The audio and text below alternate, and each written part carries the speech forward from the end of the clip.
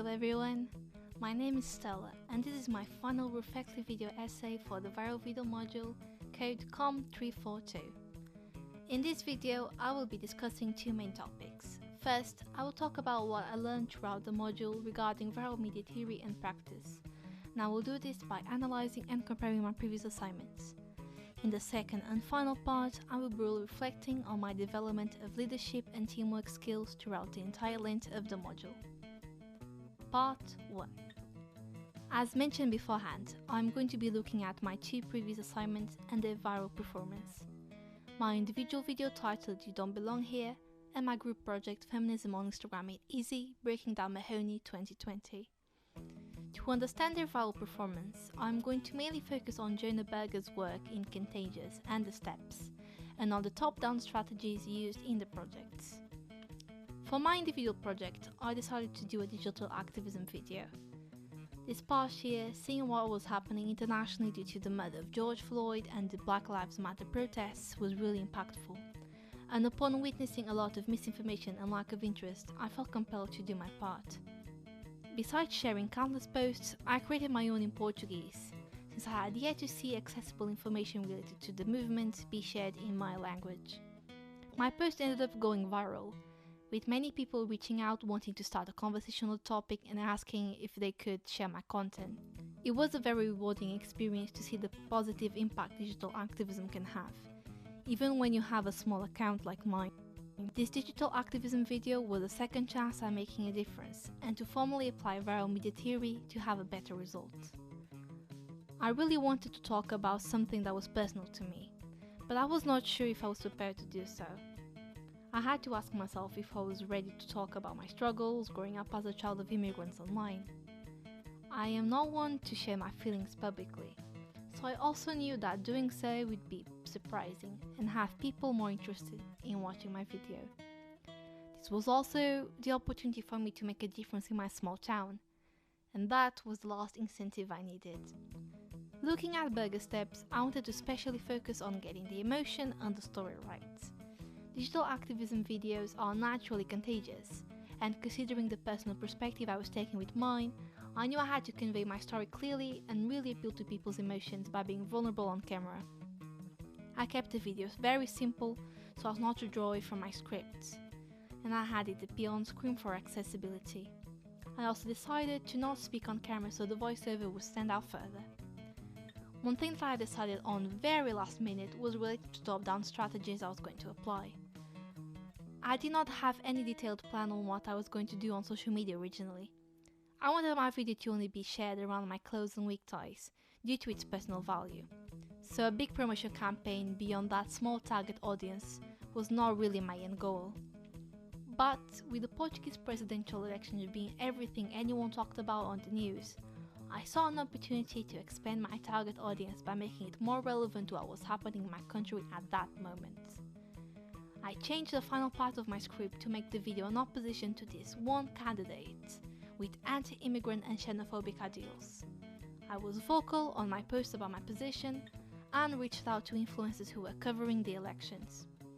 I also took advantage of the extension we were given in January, so I posted my video as close to the election day as possible, when I knew most of my followers would be online and actively looking at politic news. It worked. Besides YouTube, my video went viral on Instagram and Facebook. It got shared countless times on both social media platforms, and I received many comments and messages of support and condemning that politicians' ideas. I was even invited to speak on my Dance Teachers podcast on topics surrounding minorities, and that episode was featured on a small newspaper of my area. I cannot be happier over my video's virality and the impact it ended up having on my community. When it comes to our group project, the approach to virality had to be different. We were tasked with making an e-learning video for the Communication and Media department at our university, and we were given a collection of articles by staff to base our videos out of. This at first made applying Berger steps a harder task, since our video's main contagious characteristic would be its practical value, but in the end our choice of article came to our advantage. Because our article dealt with hot topics like feminism, Instagram and social media influencers, We had a solid base of triggers we could explore in our promotional by using hashtags and including these words on our video title. We were also aware of Mahoney's following on Twitter, so tagging her on the video was a good way to increase our reach and target an audience more likely to be interested in our video. While this video did not do as well as my first one, it still managed to reach some of our desired audience.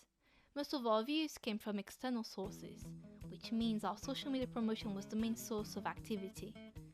Kat Mahoney also seemed to have really enjoyed our video, which was a plus. Working on these videos, I got to learn how to properly engage with people's emotions following the steps. But I also learned that there are many other theories and practices available to help my work reach virality.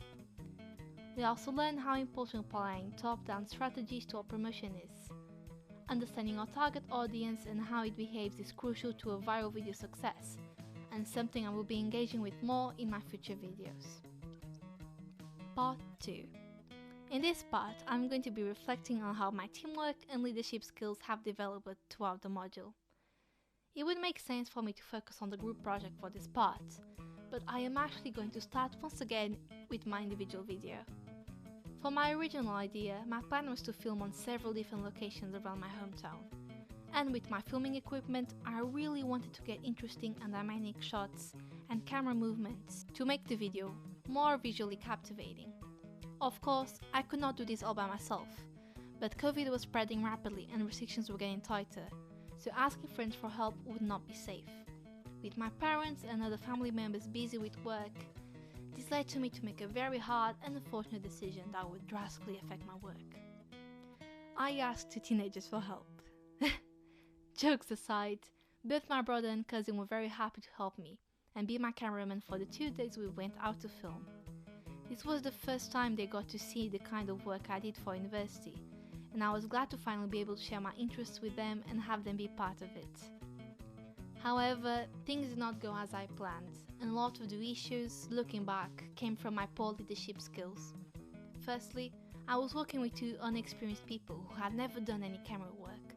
For this reason, they heavily relied on my directions and instructions to do their part of the work, which I struggled to give them. I have never considered myself to be a good leader or someone who has the required qualities to be one. I thought it would not really impact me, but my lack of confidence in a leadership role ended up affecting my confidence in others.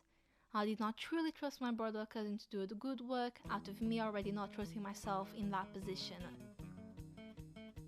If we look at Lecione's team dysfunctions, absence of trust is the base for all the other problems, and I was already having issues there.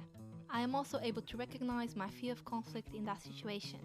The two of them were doing me a favor, and I did not want to directly critique their help in fear of seeming ungrateful for it.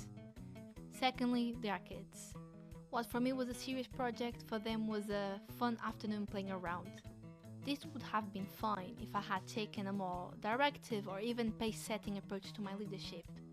But as I have mentioned before, there was not much leadership actually happening from my part. There were even instances where I found myself giving in to their playfulness, which resulted in time wasted and minutes of footage that I could not use. Because of these reasons, a lot of the footage and work done on those afternoons was not at the standard of quality I wanted, so I could not use it. I ended up having to rethink how I wanted the video to look and filming a good part of it from my home. In the end, it did not affect my video a lot, but if I had had better time management and leadership skills, these problems could have been easily avoided and I would not have had to change my creative vision. Regardless, I am glad I had these problems during my first assignment. I took my mistakes as a learning opportunity and to do better on my group video project. On our group project, our group decided early on that we would be communicating clearly and honestly with each other and be open to each other's criticism. We tried our best to avoid any of the dysfunctions, and I already knew from personal experience how important trusting our team members and getting their feedback was. By being honest about our situations and our work, while also offering help and support by checking on each other, it became really easy for us to trust each other in our respective tasks. We reached the performing stage of Tuckman's model of small group development fairly easy due to this.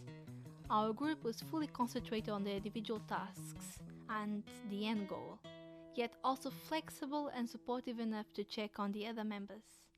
By splitting responsibilities between us fairly, I also got to have a more laid-back experience, where none of us was a clear group leader, but we all got to develop certain areas of leadership that fit us best. Working with people on my 2 videos has made me realize how important trust is between team members, and how, even if you are not completely comfortable with it, leadership can be divided and all its different types can positively affect teamwork. These are lessons I will be taking to my future career and applying in all of my teamwork from now on. So, this is the end of my video essay. I hope you enjoyed it and got some insights into what I learned in this module. I'll be taking a lot of it into my future work as I create more videos about many important topics. Thank you.